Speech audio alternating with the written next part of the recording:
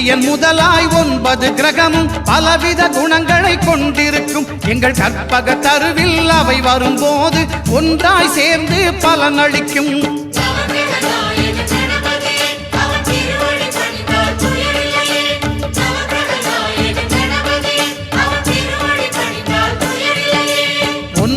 கோளும் ஒன்றாய் காண